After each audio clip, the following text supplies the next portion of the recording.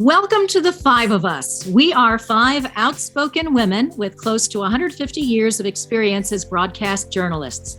We left our jobs on the very same day, and we are dedicated to helping women avoid the many pitfalls common to the workplace. We've heard from hundreds of people recounting tales of woe on the job, and we have done the research, we're putting it all in a book, and we are here to help. I'm Roma Torrey, and along with Kristen Shaughnessy, Janine Ramirez, Vivian Lee, and Amanda Farinacci, we are the Five of Us. Hi, everyone. Good to see you again. A viewer who used to watch the Five of Us on TV recently sent me an article he read by Deadline Hollywood. He said he immediately thought of us, and when I read it, it felt pretty familiar too. Let me paint the picture. Five female BBC presenters or news anchors with more than 100 years of experience pushed aside after a merger. These women were not fired, but management clearly wants them to quit. They are clearly not wanted. It seems as if management is making them feel every bit of that. People in and outside of the newsroom are actually very angry with the way these women are being treated. The BBC claims to be about truth and transparency, but this does not seem to extend to their employees in this case. None of them has anchored since the end of March. Wow. The BBC has these women. They're all over the age of 48. They have all filed equal pay claims at some point, and some of them have been union reps, so they speak out. They have been told they can apply for other roles, but those roles, we can imagine, may be seen as a demotion, and they may come with a pay cut. And it certainly makes it easier to kind of squeeze them out when their contracts come up.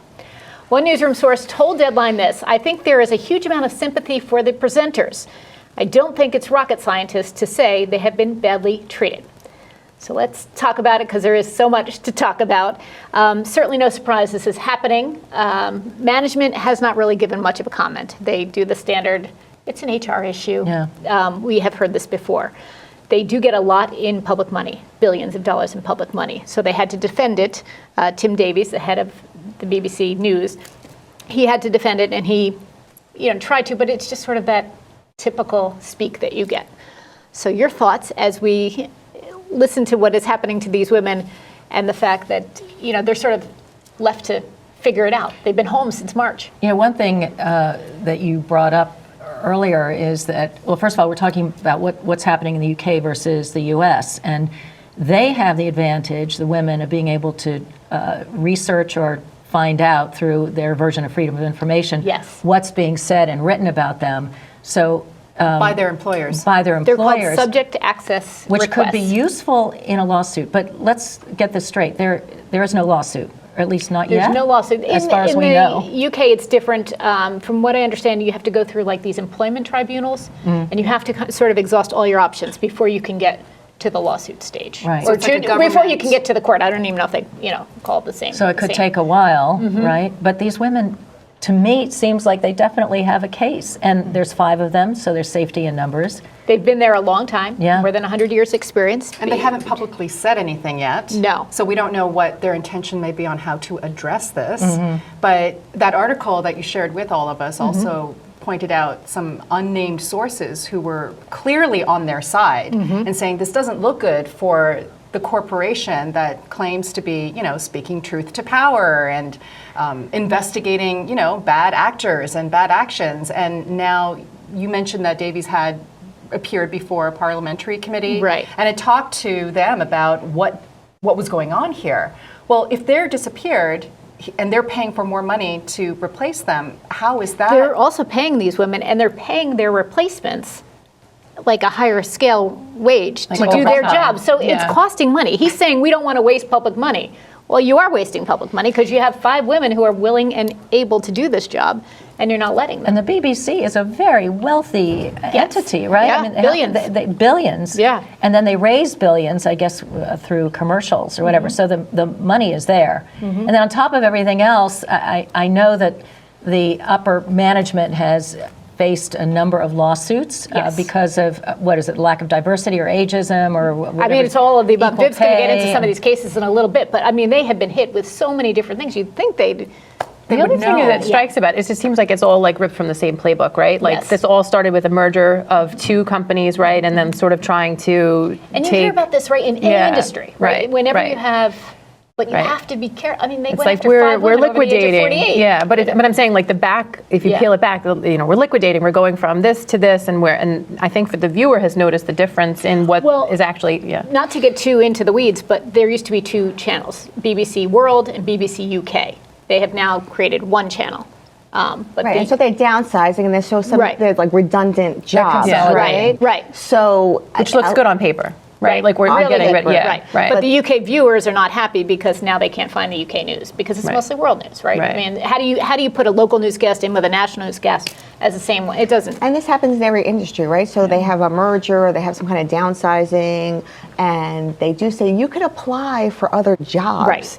which is Or your code own word job. for right. Like Yeah. you're not going to keep your same job, you may not keep your same salary. Right. The title that you have may be worthless, so that you have now. And sometimes they do put you in a lesser role, less money, a horrible supervisor, They want you and to it makes quit. you want it makes you want to quit. Wasn't part of it that nobody got their jobs either? Like people did apply, but none of them made it to the the next. 5 From the UK Yeah. version, but Yeah. the world presenters kept Yeah. their jobs. Right. Now, and I guess those were men also.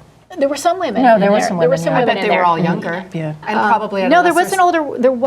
There was an older one, but you often have that, right? You have to keep somebody You have because to you keep can't. one person you can't. to represent the older Yeah. cohort, so Right. that if you're accused of sidelining the older worker, you can say, "Well, wait, there's the one. Exactly. There's our token." And I don't know, in terms of sometimes you have management who comes in who isn't really familiar with the product. Now the BBC has been around forever, right? So they have people know what to expect as a viewer and as an employee, I would think. And then you come in and somebody wants to change everything and like I know better instead of learning the product and learning what the viewers It is, want. as you said, it's a typical playbook when it comes to merging companies. And in this case, they're taking what the UK BBC with the world BBC, and they claim that the motivation is to save money. Right. Meanwhile, we see how they're wasting money Yes. by sidelining these women since March. They're And paying paying- them full salary.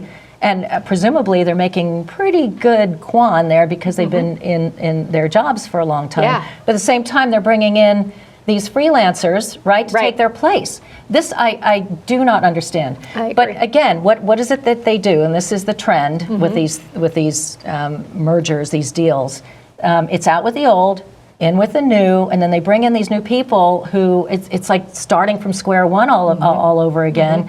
And they waste all this money doing all of the things that the original company had done and learned, and it worked. And on this at the same time, they're defying conventional wisdom when it comes to television news because, as we have seen, people, the viewers who become happy or familiar with the veterans on these newscasts have a warm feeling for them. They don't like change. So when you see new faces, you're gonna lose viewers. You're gonna lose ratings. So I don't understand what the motivation here is, but they're These wasting 5 women money get a and they're lot of losing support ratings.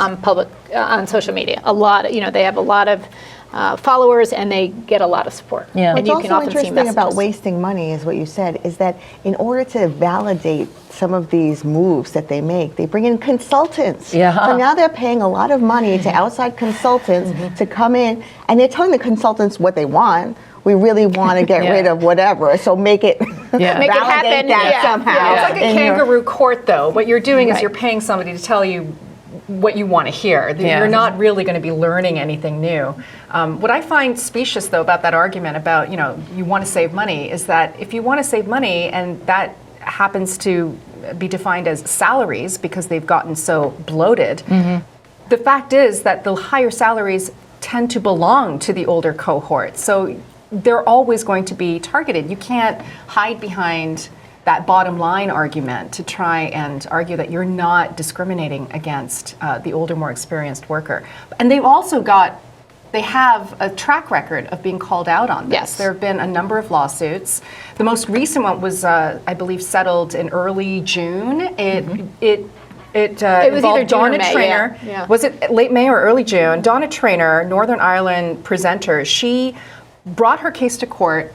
her legal team made their opening arguments, and before the BBC could make their opening arguments, she was offered a settlement. And it was because that her legal team's argument about how she had been sidelined was so convincing. As an older woman, she basically, said that she was being pushed out, and they settled. And they settled because they didn't want to go through the pain of having all of that evidence brought out. There are other cases. There's the case of Samira Ahmed. She was making £700,000 less than a male host. They both hosted different shows, but she was arguing that they did substantially the same work, and it was the employment tribunal that handed down a judgment in her favor that basically said, BBC, you have not proven that sex discrimination was not being employed when you decided to pay the male counterpart more money. Is this the woman in China? No, Samira Ahmed was the host of a talk show, and Jeremy Vine, her counterpart, was the host of another talk show. But they basically said that Jeremy Vine has a certain stardust quality to him. He's got a glint in the eye, according to the BBC's own reporting on this, and therefore his social profile, his status, in the public mind, all of that constituted a rationale for paying him more. And then there's Miriam I'm sure they promoted him more. I'm sure they put more money into his show. I'm sure they put It's very possible. I mean, deja vu all over again. It's like the men's soccer team versus the women's soccer team, right? Yeah. Right. Yeah. It's the same argument there. They got all the promotion, and then there's the other. There was another landmark tribunal judgment for Miriam O'Reilly. She was the host of a decades-long rural affairs show. She was one of 4 female presenters in their 40s and 50s who were just dropped from the show. And she was offered a settlement, refused to take it, took it to the tribunal, and she also won a judgment that said she had been sidelined. They awarded her the judgment that she was a victim of ageism, but not of sex discrimination. But it was still seen as something that was kind of a big red flag for future employers, like watch out what you do to older women who have been in your company for a long time. But you mentioned Playbook. It seems like these companies have this weird, it's a weird loss of memory. And from industry to industry, the media, the finance world is rife with lawsuits that have happened where decades ago, similar cases came up in the same companies, but then they just keep on doing the same mistake. What you're saying is, I don't think it's like a collective amnesia. I think it's very deliberate. I just think it's right. I just think step in it. And but I think they don't care. I think they just think they're going to continue to do the same thing. We've talked about this ad nauseum. Cost of doing business. Right? Like that's maybe because the money they can claim from their insurance policies, right? There's no real payouts, right? The payouts that they. It's not coming out of their budget. It's coming out of their insurance policy. Right. So maybe there needs to be legislation that says you can't do that anymore. And we don't know if that's true for the BBC. We're not sure. But we can assume. Right. You were talking about the China editor. That's Carrie Gracie. And she found out she had been lied to about her salary. She had been told she would make what her American counterpart made. Now, she speaks Mandarin. She's very well. You need somebody who is very versed in the happenings of China. So she said, okay, then I'm not going to be the editor of China. She went back to being a presenter for some time. And her story made the New York Times, made the New Yorker, I believe. She came back to the BBC as a presenter, as opposed to the China editor. She fought her case, she settled, she got a public apology, but then after a few years, she had said she had enough. So she won, but they did too, because they got rid of her, right? Yeah. So it's sort of that.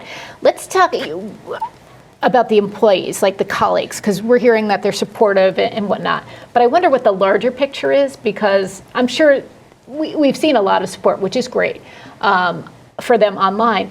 But behind the scenes, you just said unnamed sources are supporting them, right? They'll go unnamed sources. They won't put their name on it. Yeah. They'll give a quote to Deadline or whoever's covering the story, but a lot of times they don't want to be associated. So let's talk about why they wouldn't want to. Retaliation. Retaliation is the number one. Also, if this is going to go to court, if there is a lawsuit, they're going to get a subpoena, right? And you said this, and then they're going to need a lawyer, right? So there's a lot of it's expensive. But some of them, and even though they may know it's the right thing to do, is to go on record and say this is what's happening. Some of them like are fearful of like the lawyer and the subpoena thing. But then they have the other ones who are just like, I'm going to toe the company line because I want to be, I want to benefit from it, right? I want to be promoted. And if these people leave, There's 5 jobs. right, there's 5 jobs available, and I could sort of move into their slots. So sometimes it's in their best interest to sort of toe the company line. And these 5 women, we should say, may not even know who really is in their corner and who's not. They might be publicly supportive or privately supportive to them, but either staying quiet or sidelining them, kind of stabbing them in the back in the end. So there's that. You talked about there was a situation, just forget the lawsuit and all that brings, or the complaints that they're building. Just day to day, people can feel intimidated. Because I'm sure what's also happening is that at the top levels, it's whether or not the BBC is acknowledging the lawsuit or the situation that's not yet a lawsuit. It's probably very likely that they are having conversations with people to see how they can divide, right? Like who's on the supportive side and who's on we're towing the company line side. So we know, like through interviews we've done with the book, we learned recently about an example of somebody who was approached by 2 female managers to say, look, we're going to be honest with you here. You're new and we think you do a good job, but you're going to tell us everything that goes on where you work. Spill the dirt? Yes. Wow. in that particular department. Yes, in that particular department. And these were bosses who had been, this person had known for a while. Yes. Like they had been established. So you're not going to go up against them if you're a new and also employee. like if you're a new person, you're just stepping into something and you're like, oh, these people have, you know that you're sitting across from power, right? And so which choice do you make, right? This particular person was like, I'm not getting involved with this. I'm just going to go sit in my corner of the world and pretend that I live in a box and that's it. But that's not an easy decision to make because guess what? The people who decide to spill the beans become those people that get elevated. They fail up. And this often happens when there's a management change or a major structural change or programming change that causes everyone to wonder, where does that leave me? What's going to happen to my job? It's often the case that you'll find that that's when these individual people are brought into meetings where they're sat down and they're talked to about what their goals are, what their aspirations are, and then you may start to get a little feeling of you're being asked to spy on others.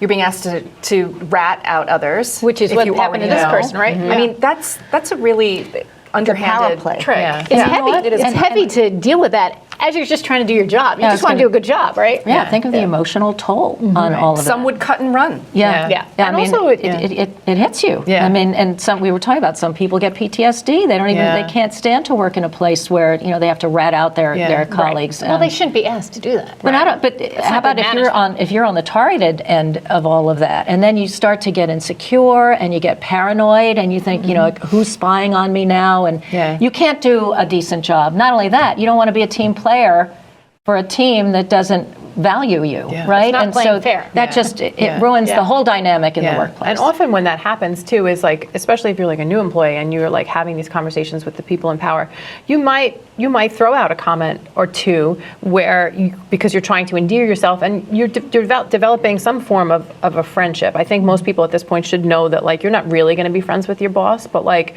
you might give that impression sometimes. So all of a sudden your like little tiny comment becomes seen as like wait, what did you say? And then now it's like every word you say has to, and that's just a really uncomfortable place to work and to live. And I'm sure that that's what's happening. And note to managers, don't do all this stuff, right? Like be a good manager, but there are too many bad managers out there. Like I think the BBC has this renowned reputation and probably was at one point exactly what it meant, truth and transparency, and somehow has evolved into this where it's the management, right? There's not good management at the top. That's the problem. And when that happens, an institution can really tarnish its name. Yeah. And, talk about, making mistakes over and over again. How many times have you heard a television news operation say, we're going after the younger viewers, right? Well, again, conventional wisdom, young people are not watching. First of all, they're not watching television, but they're certainly not watching news if they ever do decide to turn on the TV.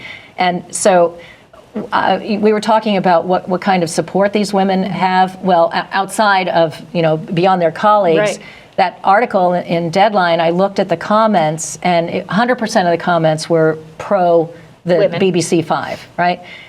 But one of the comments was from a woman who said, I think it's appalling that the BBC has sidelined these experienced presenters and seemingly replaced them with less impressive people.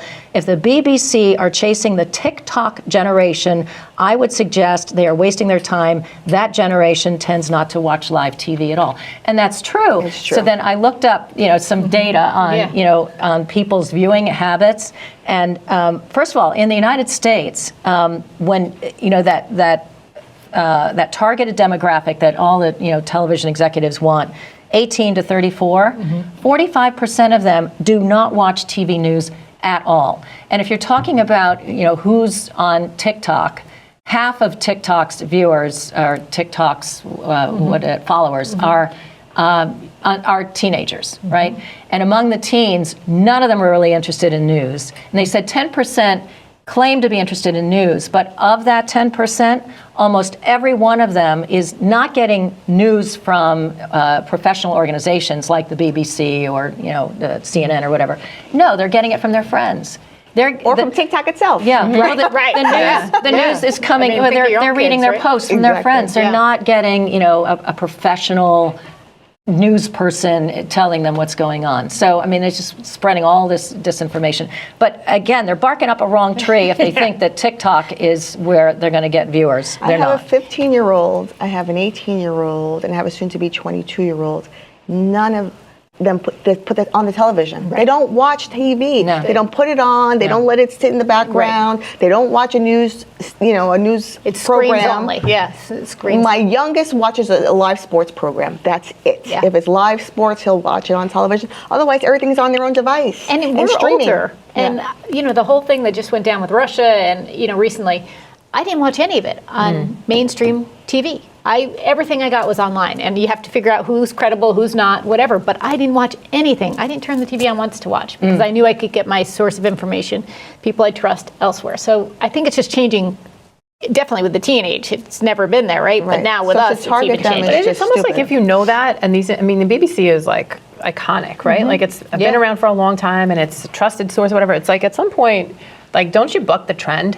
If you know that your bread and butter is like an old, you know what I mean? Yeah. Like at some point, shouldn't all the rest of this noise just not matter? It definitely have streaming stuff, you know what I mean? Yeah. Like create the content that for people who, and that's where you would get your younger audience, right? Is if you created some kind of streaming egos thing. and power at the top, Yeah, right? it's just- Who can't it's just crazy, say- though. They have to say, we know better than you. Yeah. We're going to change it, right? Yeah. Before we go, because we have about 5 minutes, but obviously they wanted these women to quit. But what would your suggestion be to these women? Because, should they get loud? What would you say to them? Get a great legal team. And First of all, do that because their other options are to apply for their roles or to just be silent, and then the company wins. well, they did no matter apply what. for their roles, and they were to denied. accept- right. Right. But what they were offered was essentially demotions, right? They were told They they could were be lesser roles. They could be reporters, not presenters. Like Right. presenters, their version Right. of Anchor. an anchor, right? No more anchoring for them. Right. Yeah. Which then the viewers get used to not seeing them as much, and it gets easier to push them out, to push right? them out. But they have that two-track system. That employment tribunal is a government length, arm's length kind of process that you can go through. That's You have one to, way- I think, yeah. You have to do that before you go to first, yeah, court. yeah. So, I mean, I would want them to fight. The BBC 5, I mean, they put up that picture of Yeah. them all getting together while great. they were off the air, and it made me feel like this is a strong-looking Yeah. And I also, we have always said there's power in numbers. So there's 5. The BBC 5, you're being kept home. Go into the newsroom. And the BBC go into the newsroom. lost or Tweet had about to it. settle. Yeah. These other cases that involved only one plaintiff Right. or one complainant. Do you want to face 5 people? Right. Yeah. I mean, the odds are pretty good that at least the public would pay attention. Yeah, they should come up with some kind of strategy. Yeah. And really. Because, they're going to try to single them out, right? And try to pick them off one by one. But if they hold, Stay united. right? That's and powerful stay the force. course. I think they should get in their bosses' faces, and say, "Here I am. I'm here to do my job. Put me to work. Whatever." But I want to keep my salary. They can't be fired now. No, right, right. So Yeah, and I think they have these, I think their contracts there are a little different than ours work. I feel like because it's, I don't know if it's because it's BBC or whatever, but it's sort of, they don't have the risk of being fired. So that way, I say go on social media and get loud, but not when you're at work. When you're at work, you gotta work. Yeah. You gotta leave your issues at the door when you go into work. But you can post a picture. You're at work. They won't give you work, right? And anything you text among your coworkers as well is going to could be used, like to know that, right? Yes. Any kind of conversations, keep documenting, journal things. I had a conversation with so-and-so. And management's going to be watching. Right. So whoever there is going to talk to them for some kind of like words of support, management is going to see who's going up to them. And also, if there's 5 of them, like they should do like a countdown or something, or a count up, right? We've been off the air XYZ since- Yeah. That's like, a good idea. And then Yeah. just, you know, countdown keep clock, going. that'd be Yeah, great. yeah. It's been 100 days since I've been on television. How's do your it on day? TikTok. Right? You know what I mean? Yeah. do it on TikTok. Do it on TikTok. Get on TikTok, buddy. Get all those viewers that the BBC wants, tuning into Yeah. the television Yeah. programming on TikTok. The 5 of you get on there with your countdown clock. Yeah. Just I'm say, saying, just like yeah. really simple. been 90 message days in your now. face. Yeah. And the more publicity, the better. Let it go viral, because the court of public opinion is going to weigh heavily on this case. The BBC doesn't want to look like, oh God, here we go again, another lawsuit. We're going to look bad. If management doesn't know what they're going to say from day to day, that's the power they have, right? Management has the power to give them whatever job they want. But these women do have power, and they have to recognize what they can do, especially with social media. Yeah, the public's not watching management. They're watching the presenters. Yeah. Yeah. So we will be watching the BBC 5, right? We have now, I think, coined that term. I think you did that, Viv. Has a nice ring. It does, right? BBC 5. Yeah, and I think you just have to keep fighting. And if people say, why are you doing this? Well, there's going to be other women who come after them. And, and men, right? Right, and it shows that you could speak up, you could make a statement, you could defend yourself, you could, otherwise, what is the option? Like you said, what is the option? Kind of just slink away and be like, oh, my career's over because they decided. And also that you're not idiots, because it's very obvious. If there's 5 people who are in the same, right? Boat, Well-respected. it's like well-respected, of the same, a lot of things in common. They're checking a lot of boxes. I hope they realize that is their power. Yeah. That it's the 5 of them, and they can speak with a lot of gravitas about their situation, but also as it applies to other women in the exact same predicament. So It's very easy can if do there it. were just 1 or 2 to say, oh, they're lazy, they just want to, read a teleprompter, whatever it is. You can't do that with 5. No. Who are, as you said, these great reputations and stuff. So, as we say. 5 fingers make a great fist, too. and on that note, it's been a fun conversation, guys. Go BBC 5. BBC 5. Yeah, we are BBC. BBC5. Get loud. Thanks for watching, everybody, and listening. Thanks for tuning in to The 5 of Us. We want to hear from you with any questions, ideas, or suggestions for future discussions. Just write to us at the email you see here, and we will be eager to help. Talk to you next time.